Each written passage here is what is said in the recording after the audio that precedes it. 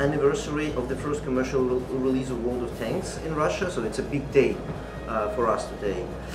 I think free-to-play, you know, it feels natural. If you think about it philosophically and as a consumer yourself, free is good. You first have to have a chance to enjoy and to play, to try, to see if it's good for you, if you like it, if you are going to stay in this game for a long time.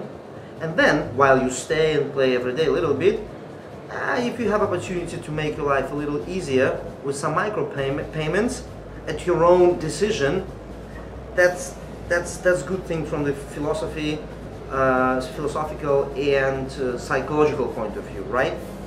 So yes, but it's a bet. Every businessman has to make, every business has to make bets, right? When anything innovative, by definition, it did not exist before. It did not exist before, so somebody has to have a courage and resources and, I don't know, spirit to risk, I don't know, money, time, people's attention, and to make it, and then to present it, and then if it's good, it's good, but success is not guaranteed. Immediately after we announced the game World of Tanks, just the development and published first screenshots, we immediately started to gather the community, which is very important. We have community managers, we have developers go and meet with the players, sometimes drink beer with them. There's a forum, there's chats, and then physical meetings with those people. And every day you have to learn what they think. If you make something, show it to the community. This is your problem, how you do this, but you have to have feedback from the community. So before the launch, we were pretty sure that it will be okay. It will not be negative, it will be okay. We did not know that it will be so okay, but again, we're not gamblers. We don't play casino. You know, if there is a way to mitigate the risk with data, with analysis, with testing, with prototyping, we do it. We are pioneers in the West of this free-to-play concept. So I keep saying for many years now already, whatever we do nice for World of Tanks automatically is good for, let's say, Riot Games or any other company who's doing free-to-play. If they do something right, for example, esports, they're killing it, right? I mean, they're really, really good at this. This is good for us. I mean, we are now, well, we used to be educating the world about free-to-play, and we did it nicely, together. Maybe even not knowing each other, like, you know, not shaking hands every day, but we were doing the same thing for the gaming industry. Now, we're pretty much doing the same for esports. It's not just only World of Tanks being the only esports games. We don't need this. The success of League of Legends and Dota 2, and I don't know, maybe some Blizzard game, is good for us because it brings attention of television stations, it brings attention, well, there's such thing as Twitch now, which is good for everyone, right? And people share their videos and streams, and the prize money. Now young people know that, hey, this could be your day job.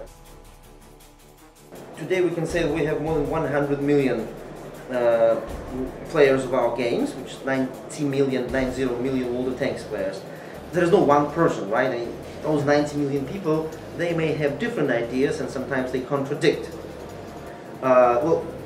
And they live in different parts of the world. World of Tanks is a global phenomenon, so we have to take this into consideration. Sometimes there's a really very good idea, let's say, from the Russian community, but if we make it, it will not be well received by, I don't know, Americans or Chinese, so we have to balance this, and the other way around. Of course, we have some localization trunks. Yeah, we have some localization, like especially government requirements for China, for Korea, for Japan. So you have to do this, otherwise the game will not launch there. But in general, and especially for esports, we have to keep the game the same, right? Because everyone in the world competes with the same set of rules. It's like football. You know, if every country had its own football rules, then there will be no World Cup. You have all marketing considerations and smart people talking, segmenting the market. At the end of the day, the reality could be a little bit different. So this is how we handle this. We have this unified account, which allows you access to tanks, ships and planes, So this is your choice what you play. You may, the first time you download wargaming.net game will be planes. Okay, you start with planes, but then you see in this launcher, you can try tanks. At the end of the day, people will try what they want and they will play and spend their time for what they like. That's why what we did, we removed all the barriers. I think that our best thing is this premium account. So those who want to have this premium account, which is €8 per month, which gives you 50% boost in experience points and credits after each battle, you have only one account and it spreads to all 3 games. So that's it, that's your choice. At the end of the day, this is your choice. And many people like myself, I switch. Sometimes I play tanks on the PC. And then for a couple of months I was playing nothing else but World of Warplanes. And then I played some more tanks. And then now I'm playing World of Tanks Blitz. We don't want to tie you to one particular game because we segmented you. We want you to have the freedom to play our games, different types of games, in the air, in the sea, on the ground, maybe some other elemental, maybe in space one day, anywhere, on any device, at your own convenience. Short session battle sessions, and we don't want to take all of your time. We want you to have, your own life. I mean, you have kids, you have wife, you have friends, you have to go and do some sports at the end of the day. That's why, for example, Blitz is so good. It's just 5 minutes, literally, when you're driving, in a taxi. When in a taxi, you just go and play Blitz on 3G for 5-10 minutes, and that's it. So it's only players decide what they want to do. We're just giving our best.